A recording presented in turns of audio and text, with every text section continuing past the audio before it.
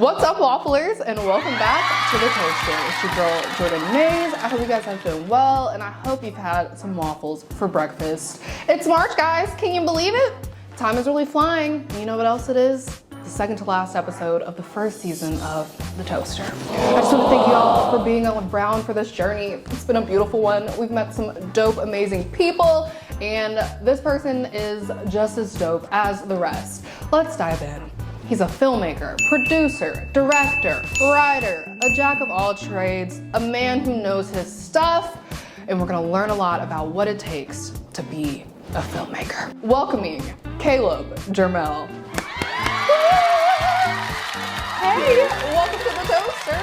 We're so happy to have you. How does it feel to be here? Feels good. Love I appreciate you hitting me up for it. I haven't done something like this in a little minute, so. You know what? So we can call this an exclusive.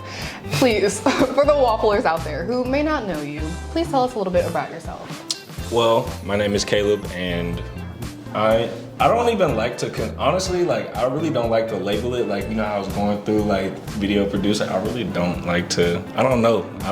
You don't want to I just love film, I love video. I like to create and, like, tell stories and stuff, so. Would you say you're a storyteller? Yeah, storyteller or creator, film. Like, filmmaker is cool, too. I feel like that's pretty broad, and you can dive in. It's different types of filmmaking, so I like to. True. I like to keep it at filmmaking and stuff. So. Yeah, well, we can definitely tell that you love your craft through all of your work. When did you realize that you love film? You know, not just watching film, but you were gonna be a creator of film.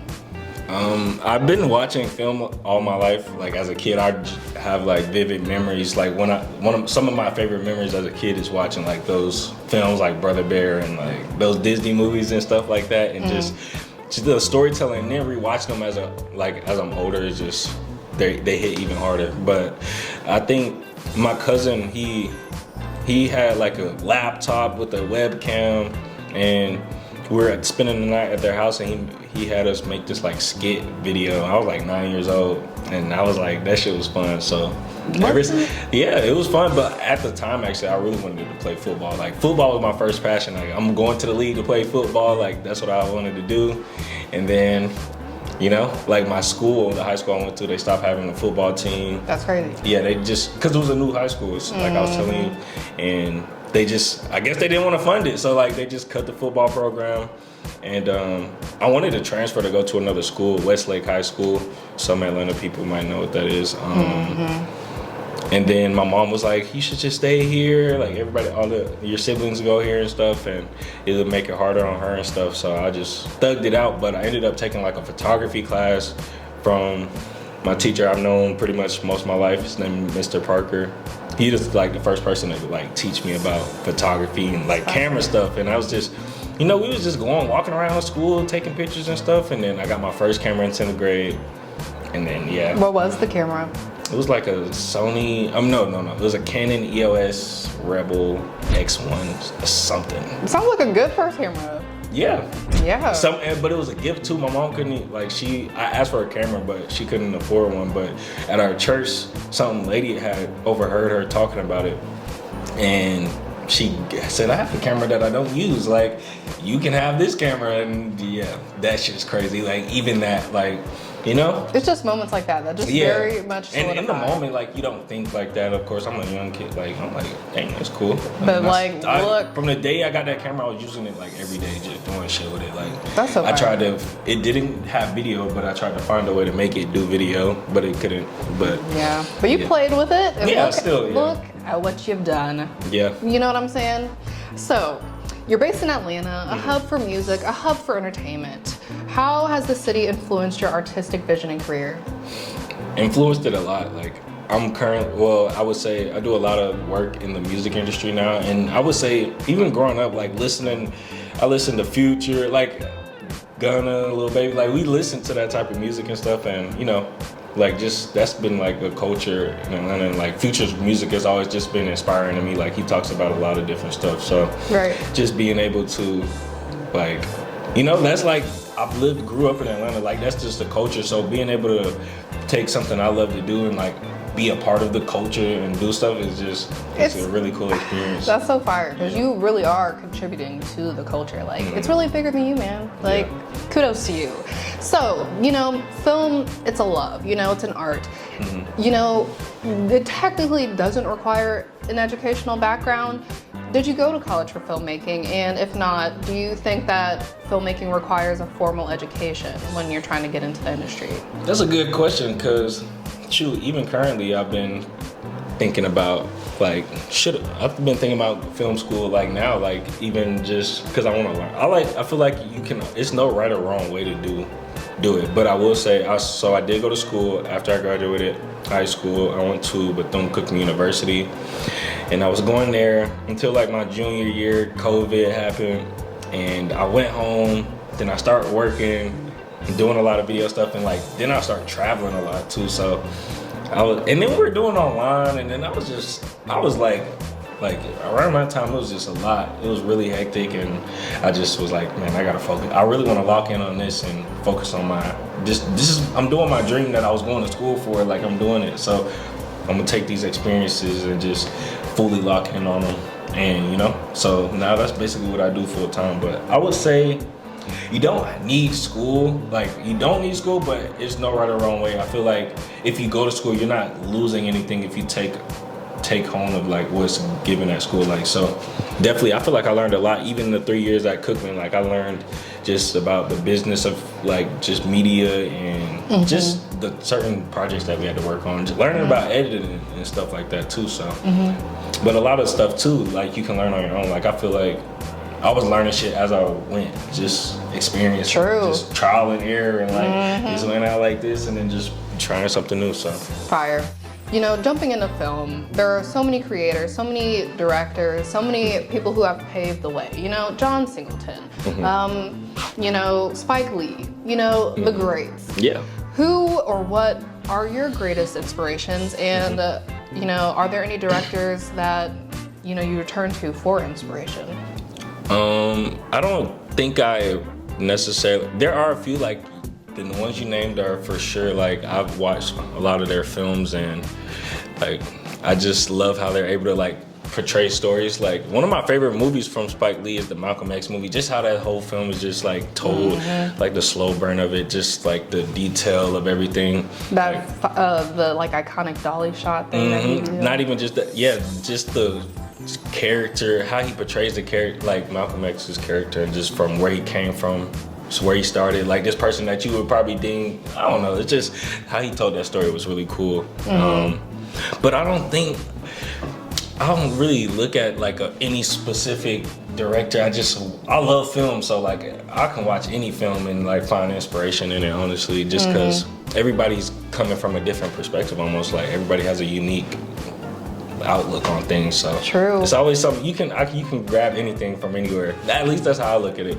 Like, it's hard, like people be like, damn, that movie sucks. I'm always looking at a movie like that's from their perspective, like, or like, I don't know, bro, like that's how I be looking at stuff. So that's real. I don't have anybody that I necessarily would say that like I'm just always inspired by everything. Yeah, I'm inspired by everyone. So yeah. I don't want to say I put it on anyone specifically. True. So, you know, you make films and you've turned it into like your own production, ISO films. Tell us about that journey, and why did you start a production company, and what does ISO represent to you? It's a good question. It's gonna be a long answer. That's fine. Cut that out. No, but so ISO films. I'm gonna start off with the meaning of what I feel like it means to me.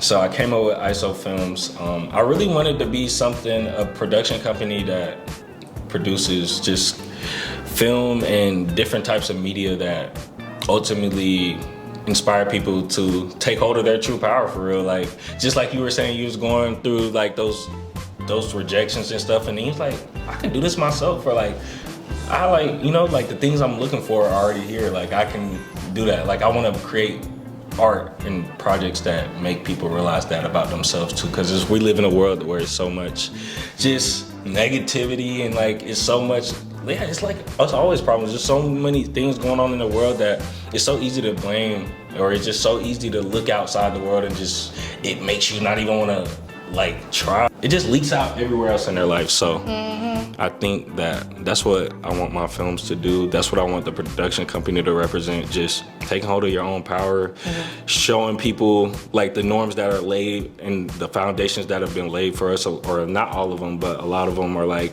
you know, just so flawed and different. Yeah. So that's really where I want to go with it. Fire.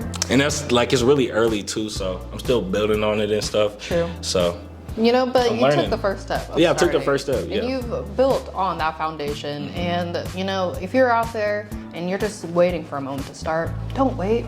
Start. Is it going to be day one, or is it going to be one day? You know? That's true. Yeah. So you work with a lot of major people, a lot of major artists, like 21 Savage, Lil Baby, Polo G.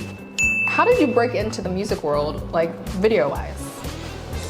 So like I was telling you before we started, I was just looking for opportunities because I was like, I really want to do more. I want to do music videos. So I start going on to music video sets. Like if I see a post about a music video set, I'm gonna go there with my camera and try to get some BTS and stuff. And sometimes I need to meet people there and stuff too. So I ended up doing that for a Des Dior shoot, and she saw my work and started working with her, doing video content for her projects and stuff that she had coming out. Then I started working with Jada, and I was just doing like content for her. And then I met Baby, and at first he was kind of like standoffish and stuff. Then he let me do like a little visual, like just some random stuff, and then he saw it and he like fucked with it. Then I started working. Yeah, it's just a trickle effect. Then he finally so I was doing stuff for him for a while, just short content. And then one day he was like, "Hey, we trying to shoot a video." So and it was just random, like super random, and I was just like, "But I've been waiting for this moment, like to do some shit." So I did it, and honestly, like looking back at it, like I can look at that video and be like, it's 1,000 different things I could have did. But like, yeah, even just having that opportunity to be able to do that, like Which that video is it? Real As It Gets. Period, y'all. With all these people you've worked with, like the list can go on and on. Who's been the most interesting person or inspiring person that you've worked with, and what made them stand out? That's a good question. That's a hard. I saw that question. I was thinking about it for a little minute because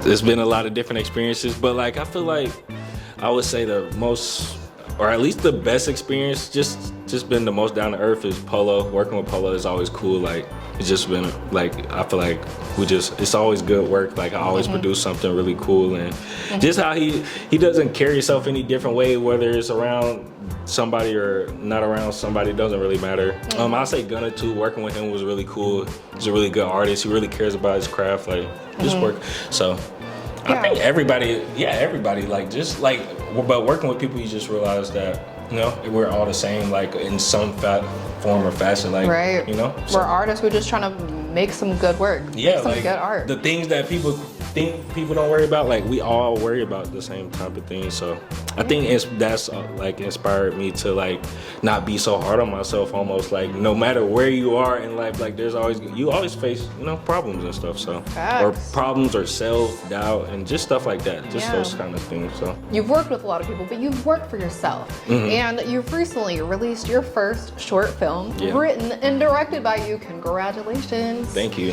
That means a lot. What was the process like? Also, guys, it's called Dystopia. You can catch it in his bio, linked on YouTube.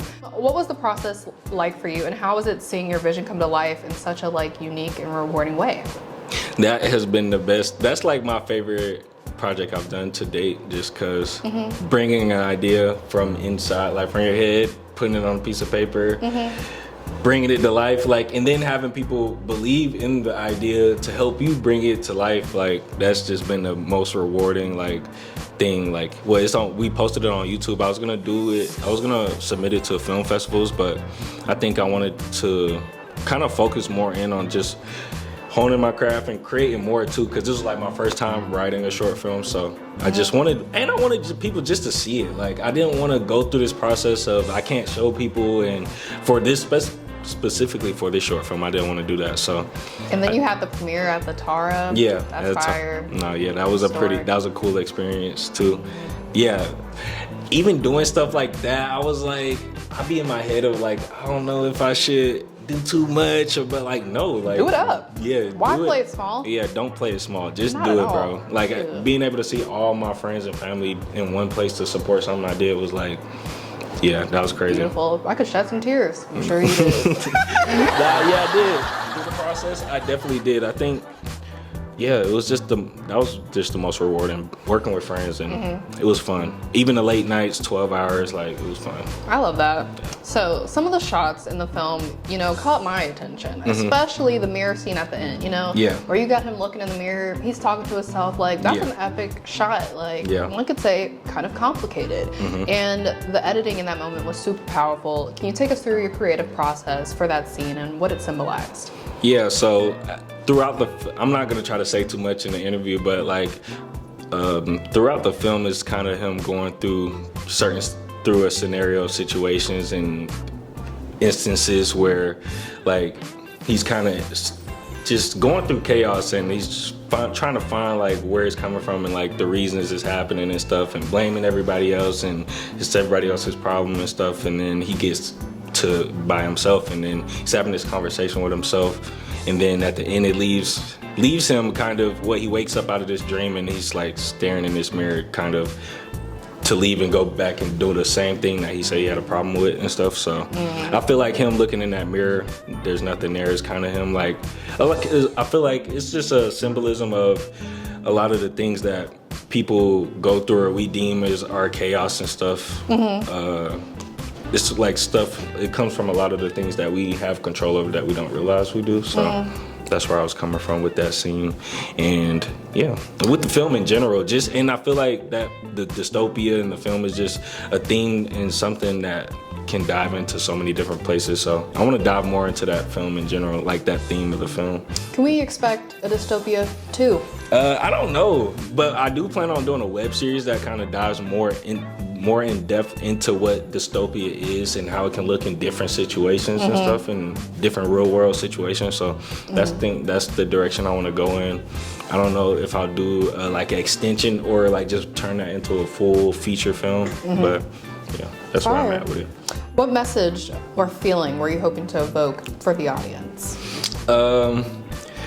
So the film is honest. Have you watched it? I'm assuming, but like the film is like kind of like a personal. It's personal. Shoot, the film's personal. Like it's things that I had to realize about myself. Is like, and before I did it, I was always trying to come up with the idea of what film I should do, like, or you know, how can I impact people? What do I want them? But then I was like coming up with ideas that I felt like were inauthentic or I didn't really feel them. So I kind of had to live life some more. I started going to like therapy and stuff and just going through those experiences and stuff. It kind of forced me. I'm like, I really have to do it. I have no choice. How am I gonna change anything or impact people if I'm not being honest about the problems I have, you know? So like, I feel like coming from that space with the film, I wanted to just inspire people to look within. Like, so like you see this dude, he's going through these things and he's going through a literal cycle of this. He's going through the cycle, he goes through the bullshit, and then he wakes up and does it again. Like, I wanted people to like, you take this situation and look in your life. What things do you feel like you keep doing, or like you keep finding yourself? What patterns need some reconstructing and stuff. So that's what I wanted people to take from it. And it took me a while to even do this and the film and stuff, because you know I felt like I'm putting myself out to be like judged for this kind of person or this and that, but I had to do it. I had to do that just because as an artist, I don't know. And I realized a lot of my favorite artists, they're really personal. Like, you kind of do feel have their to, work. yes, like, you have to be a little vulnerable when creating art, Yeah. and that's what makes it real, you know? And that was my first time doing that, like for real, like actually doing it. So I felt really proud of it, and it's also helped me a lot too. So like just the process of making the film. Y'all don't know what it takes to make a film, but it's a lot. Like, No, truly yeah. a lot. Yeah, the mishaps, the people, yeah, just a lot of mishaps, just ups and downs, but it's all worth it though, honestly. Like, even when stuff happened, I'm like, you know, I'm a learning experience, I'm gonna keep going. Worked across the different formats, from music videos to web series to short films. What differences or similarities do you find in the creative approach for each of those formats? Well, music videos, they're more restricted to making sure you portray a certain image that aligns with someone else, while like you doing a short film that's more, you know, you're free to express whatever you need to express in whatever format. I love doing like literally anything that has to do with visual art. Like I really love to do it, but sometimes I honestly did catch myself in a space where I was doing a lot of like certain BTS videos or just visuals and stuff that felt like wasn't really like feeling motivated to do it, and it's you kind of get a burnout if you're not doing something like, you know, that you truly love to do and stuff. So I had to kind of take a step back from doing stuff for a while just to reevaluate, you know, what I was doing with the work and stuff. Right. So and like, it's definitely differences. It's definitely differences. My favorite thing is for sure being able to have whichever gives me more freedom to be creative is what I lean towards. So I'm just leaning more into myself. Like that's exactly why I did the short film. Like I want to lean more into stuff that I can freely create and express what I need to express, what I know I want to express to the world. So you've had a chance to blend visual artistry with music. How does music influence your work? And how do you approach syncing visuals with sound, like in your film? Yeah, that's a good question. So I really love music actually, which is why like even me, I like love music just in general. Like I always have loved music. So being able to be in an industry where you literally get to do something you love for something you love, like it's just a cool experience. It's definitely, they come hand in hand. Music and sound is like film. Well, at least there was a time period where film didn't have sound and stuff. True. But definitely now, and I feel like film can still, like depending on the visual, like there's time, I feel like films, I want to do a silent film one day, like there's, you know, but sound is very important, especially depending on the story you're trying to tell. And that's what I've learned even with working on Dystopia too, like the music, how I went into choosing the opening song to the closing song to the person that did the scoring and the certain parts where the sound, like a lot, the sound peaks and all that type of stuff. So yeah, everything, it was so important. Like so it was many cool. elements, man, like that play crucial roles in like, that people, the outcome. Yeah, that a regular watcher or a regular viewer wouldn't like really think about, or but they gonna feel it though. Yeah, Show will. Yeah. Wow. As a filmmaker, you know, a lot of people just grab a camera, you know, do whatever, but they don't really understand that there's a lot of components that, you know, tie together to create like a powerful, beautiful piece of work. What's one of the most overlooked yet crucial parts of the filmmaking process that newcomers may not realize? I was gonna say sound, but since we just touched on sound, I think another crucial part is the trial and error, or it's really getting over it. Like you really gotta like that's what I want my films to do. It all goes back to like the ISO brand and what it represents to me is like, you really like because I get that question all the time. VR, hey man, I'm about to buy a camera. Like, what do I need to do, or like the steps I need to take? It's like you can't really get that from somebody else. You really just gotta like, if it's something you know you want to do, like fully lean into it. Like don't question anything that stops us. Be ourselves. Like anytime I've ever stopped something, shit got delayed, or like I don't know, like. And then like I mean, through trial and error, you learn from like, or you're like, I don't like this. Yeah. Or, you know, this didn't work. And then you saw like it's a problem solving thing. So, you know, the one thing you think you get from someone else, you can definitely learn. Like, yeah, that's why I'm really grateful that, or when I did discover or like start diving into photography, I was like still like pretty young, and I didn't really have all those like too much pressure on myself. Like I was just kind of something I like to do, I'm about to do it, like, and I'm gonna lean into it and then keep leaning into it and keep leaning into it. And I feel like the older we get, it's more pressure on the more world pressure, more this got to get done, more priorities, more just, you know. So I get that shit for sure. Like that's what I deal with it now too. So like I be hearing people when they say that, but I feel like that's when you gotta trust the uncertainty. Like I don't know what I'm doing. I don't know how this is gonna work out. I'm just gonna bet on do yourself. it. Yeah, pretty literally. much, It's just like what you're doing. Like yes, so. Thank you. Okay, so you know, with all these parts of film, what's the most challenging part of your filmmaking journey, and what's been like the most rewarding part? The most challenging part, okay, that's a good question. But most challenging part has been shoot, like realizing my self-worth and just like the capabilities that I have and just, you know, trusting myself. Like I'm telling people, you gotta trust yourself. It's literally levels to that stuff. Like it's like steps, but it's baby steps. Like too, like try not to think too far ahead. Like I don't know. I feel like I had a lot of experiences with working with people where I didn't feel like I was treated fairly, or like I didn't feel like I was paid what I was worth, or I was low this and that or whatever. But like even in those situations too, it all like everything is starting to make me like come back on myself. Like just put the boundary up. Like this is what you will do and this is what you will and will not accept. And sometimes that comes with my own fear of saying no to things that I want to do. But like it's not, if they don't value you, if it's not what I feel like I'm valued, it's like, and then you get into the opportunity to, but nah, yeah, you just gotta really trust it. So that's been the biggest thing, like God, just understanding my self-worth and just trusting that how you feel deep down, like what you know you are worth, like you're worth, like period. So just you gotta stand on those boundaries. Anything that not goes against it, but anything that like you don't feel like is like value, not even a value to you. I'm trying to think of how I want to put that. Like, take your time.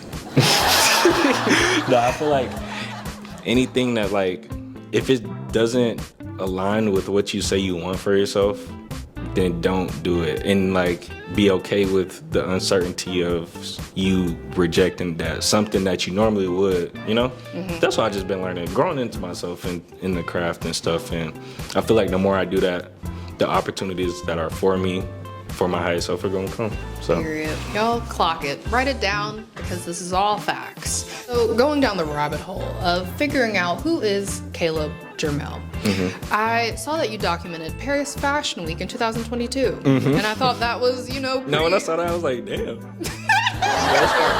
That's fine. So, that's a pretty high-profile experience. How did you approach filming such a high-profile event, and what did you learn from that experience? No, that was pretty cool. I was actually there with Gunna. He was just there for Fashion Week, and I was just, documenting the experience and stuff. And I forget what show, I think it was a Nigo.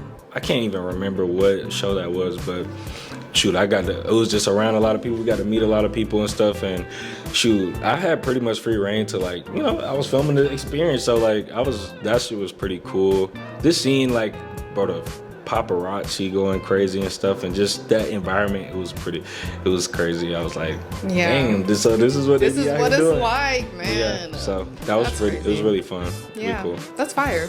Love that for you. Okay, so this has been quite the interesting, interview. I hope you guys have enjoyed this as much as I have, and learned some stuff. Where do you see yourself and ISO Films in like 5 years, and what's next for you? That's a good question. I see ISO Films in 5 years, myself and ISO Films in 5 years. I see myself definitely having a few films under my belt. I feel like, I don't know, I don't really want to put a finger on it. I don't want to put nothing on it. I just know what's driving me right now is gonna lead me to exactly where I'm trying to go. So period. I'm gonna put it like that. You said a lot without saying nothing at all. I don't know how to really put it into words, so I'm gonna just leave it like that. Like, I just know that I'm gonna just keep doing what I'm doing. So like, I'm working on a web series, dive more into dystopia. Fire. So I want to focus on that like right now and just see what that does, see what happens. Not even see what it does, I'm just gonna do it. I'm sure it's gonna do exactly what it needs to do. Yeah. So, is there a dream collaboration that would be the ultimate I made it moment for you? That's a good question. I don't know. Dream collaboration. Like at this point, I think I'll say J. Cole probably. I really like J. Cole. I'm a J. Cole fan. Fire. If not him, then I don't know. Perhaps you'll know when you come across it. Exactly, like that. Even when I said that, like can't pinpoint anybody that I just like look up to. Mm-hmm. That's how I feel just about everything now. It's just like I feel like any collaboration, like when I'm able to collaborate with people, like it's always a blessing to me, like to be able to do that. So like I look at each situation like that. So we're gonna see though. We're gonna see. And with all of that being said, you know, you've already accomplished so much. There's so much more on the horizon. What kind of legacy do you hope to leave in the film industry? I just want people to be themselves for real. Like just really lean into yourselves, because like at least for what I'm learning, like just like when you start going through life or like realizing stuff, it's like a lot of the stuff that we be taught from when we're kids, it's like, I don't know. I just be like realizing that a lot of the things that we think we know, or like things are what they are, came from somebody else. And like some people never realize that, and they just think this is how the world's supposed to be, and don't never really dive into themselves to like realize what they actually like for themselves. So I just want to make that more of a norm than it is. True. Like, let people be themselves, let people figure out stuff for themselves, or not figure out stuff for themselves, but like, you know, and also like being okay with things being different, or somebody not agreeing with other stuff. Like I want to I feel like ISO Films, I want it to inspire a lot of change in the world that we see. So that's what I see happening. I definitely think you've got the power to do it. Yeah. You're on the right track. Alrighty guys, last question. If your life were made into a film, what genre would it be and who would play you? That's a good question. I don't know. I don't think I have an answer for that one yet. Perhaps they're not born yet. Yeah, maybe they're not born. But yeah, like I would have to, I don't want to answer that question yet. Cool. Yeah. Well, I'm sure we're gonna find out. Alrighty guys, that's a wrap on episode 9 of season 1's The Toaster. Caleb, thank you so much for joining us. No, I appreciate you guys for that. And really cool. And please tell the Wafflers where they can find you. You can find me on Instagram at Caleb Jermale, YouTube ISO, IS0, and yeah. Period, y'all. Until next time.